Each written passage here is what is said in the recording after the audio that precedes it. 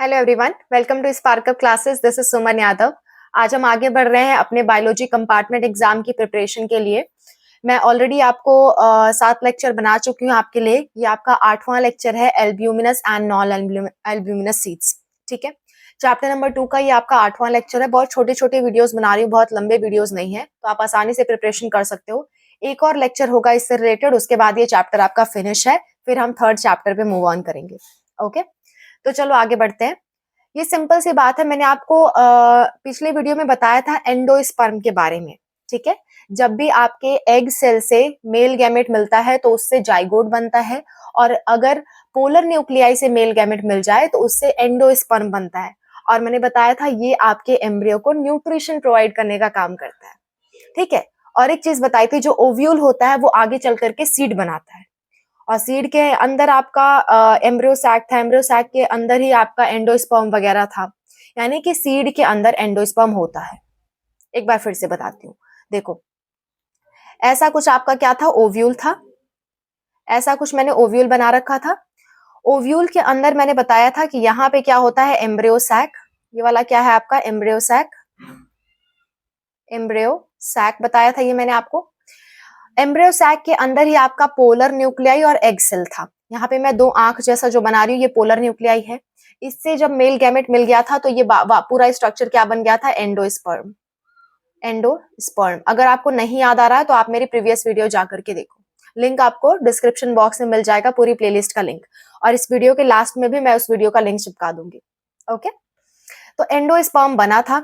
अब ये एंडोस्पर्म कहाँ प्रेजेंट है, इस ओव्यूल के अंदर। ओव्यूल आगे चल करके क्या बनाता है, ओव्यूल आगे चल करके बनाता है सीड, राइट। तो सीड के अंदर ही तो एंडोस्पर्म है। इतनी बातें क्लियर हो गई। इस डायग्राम को देख के समझ सकते हो कि सीड के अंदर ही एंडोस्पर्म है। ठीक है, तो क्या होता है, एम्ब्रियो डेवलपमेंट के दौरान कुछ सीड्स में एंडोस्पर्म खत्म हो जाते हैं और कुछ सीड में बचे रह जाते हैं। ठीक है, एम्ब्रियो डेवलपमेंट के लिए एंडोस्पर्म की जरूरत थी, जो उसे न्यूट्रिशन प्रोवाइड करता था। तो जैसे जैसे एम्ब्रियो डेवलप होता गया तो कुछ सीड में एंडोस्पर्म खत्म हो गया और कुछ सीड में बचा हुआ था। जिन सीड में खत्म हो जाता है उन्हें हम कहते हैं नॉन एल्ब्यूमिनस सीड्स। जिन सीड में एंडोस्पर्म बचा रह जाता है उसे हम कहते हैं albuminous seeds. Okay, so please note down the definition for the albuminous and non-albuminous seeds. Albuminous seeds are those seeds which have endosperm persistent in them, मतलब जिनमें एंडोस्पर्म बचा हुआ हो।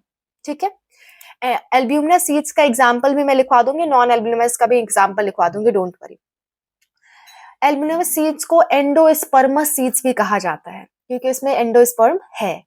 नॉन एल्ब्यूमिनस में बोलेंगे कि the seed in which endosperm is no more persistent, endosperm is totally lost, in that kind of seed are known as non albuminous seeds या ex albuminous seeds या फिर non endospermous seeds। इनके 3 नाम हो जाएंगे। क्लियर, तो अब इसका एग्जांपल देख लेते हैं हम सीधे सीधे। यहाँ पे मैं एग्जांपल लिख रही हूँ आपके लिए, एल्ब्यूमिनस सीड्स का एग्जांपल। एल्ब्यूमिनस का दूसरा नाम है एंडोस्पर्मस, एंडोस्पर्मस सीड। ठीक है, इसका एग्जाम्पल हो जाएगा आपके ऑल मोनोकॉट्स। जितने भी मोनोकॉट प्लांट्स हैं, मोनोकॉट्स, जैसे कि आई एम सॉरी, मोनोट कॉट लिख दिया मैंने, let me erase this one. All monocots, जितने भी मोनोकॉट्स प्लांट हैं, मोनोकॉट प्लांट में आपके जो भी अनाज वगैरह हैं, सेरल्स हैं, जैसे कि राइस, ठीक है, आपका वीट, ओके, मेज, ये सारी चीजें इसमें आ जाएंगी।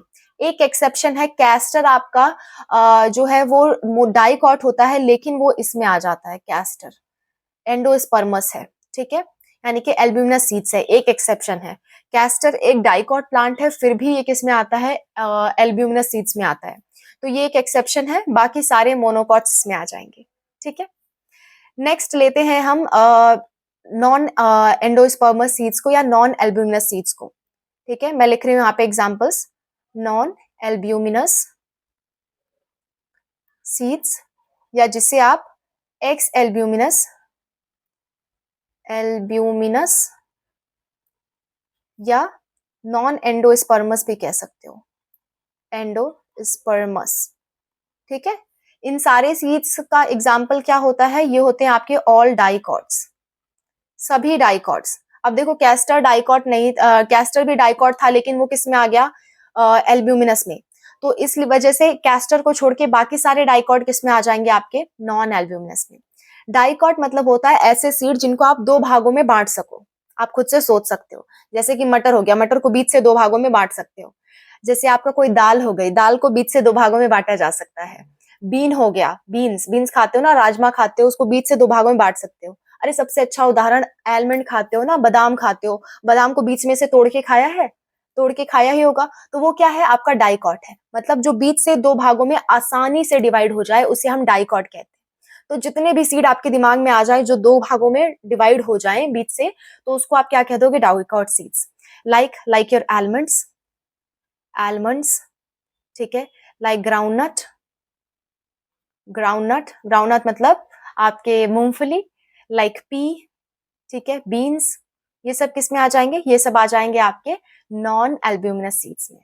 ठीक है, याद करने की एक छोटी सी ट्रिक बताऊं, देखो डाई में कितना है, डाई मतलब होता है दो, है ना, डाई मतलब दो।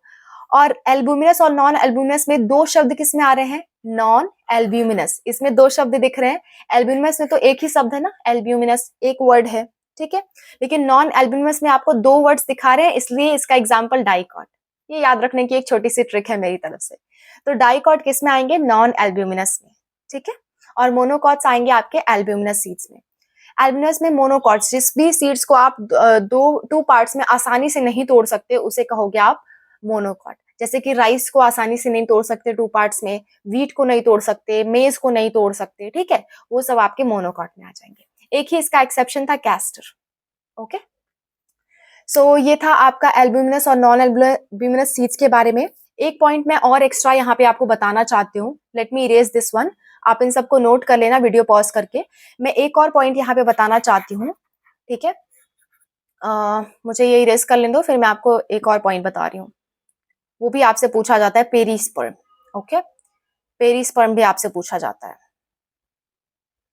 जस्ट अ मिनट, आपको याद है मैंने न्यूसेलस बताया था, ओव्यूल का जब डायग्राम बताया था तो मैंने कहा था न्यूसेलस होता है कुछ।